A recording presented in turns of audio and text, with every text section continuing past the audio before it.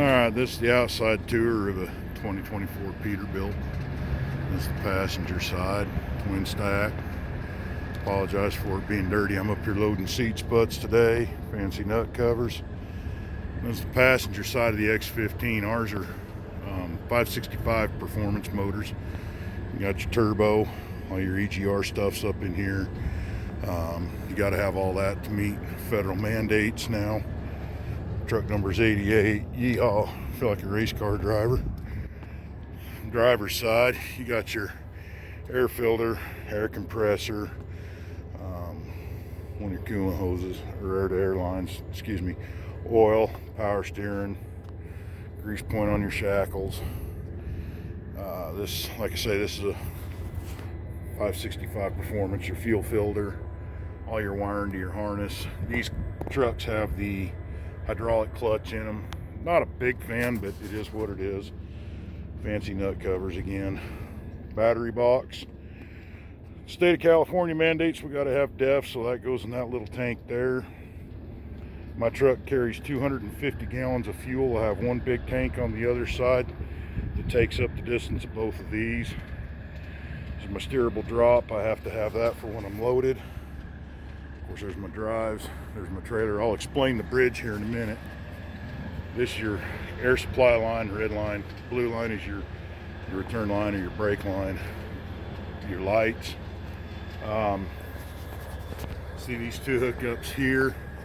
Pressure, returns over there. Fifth wheel notches, so I gotta be full of Trinity. I gotta be 5 notches back. 1, 2, 3, 4. It's locked in number 5. For the Westerns, I gotta be in number 2. When I'm running at home, I just typically don't even bother with it. I'll just leave it set at number 5. This is a Trinity Spud trailer. It's what we call a high sider. They got the high side trailers and the low side trailers. So bridge real quick is whatever I can put on that steer axle to that steer axle, steerable drop axle. It's what they call the 7-axle bridge. And I'm allowed, old Idaho used to be whatever you get on your steer, which is 13,000, pretty close. I can go 43.5 on these 3 here. I can go 53 back here on the back, and that would put me with Idaho bridge law. I'm only legal for about 104.5, 105. So when you load, you kind of got to watch your bridges.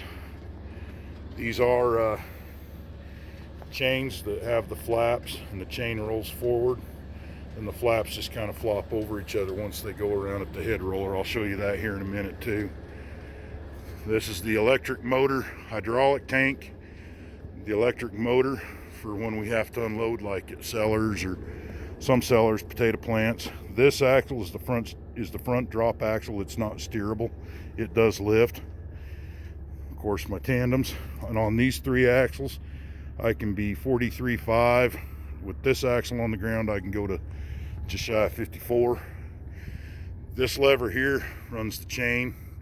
This lever here, regardless of what that sticker says, somebody flipped it around, pulled open the back door, pushed to close the back door. Once this door, this little door is closed, you can see the hinge right there. The hinge is just right here. Once that little door comes up, come back here, pull the pin, throw this out of the way, kick it off the bar, pull the bar, throw this out of the way, and these little pins here and there at the top, that's what holds the door shut, and you can load through the back. And then that's what the chain looks like from the back. And then this little ladder, it does fold up. When you're driving, you need it folded up, but I'm about to load here in a few minutes, so I've got it down. Nothing really hard about it. Oh, this, if you turn this on, there's your electric power. Turn it off, and here's your pigtail plug. It's not the same as your regular house plug, but you can rig a house plug. Some places actually make it work. Rear steerable drop. You can set your pressure here. You push this, the axle goes down. Pull this little cap out, and then you can dial the knob up and down. That adjusts your weight. And then on this trailer, we have what's called the right way scales. And I have not calibrated these since I started pulling them, but 52 is the mark we shoot for. This is just your reset.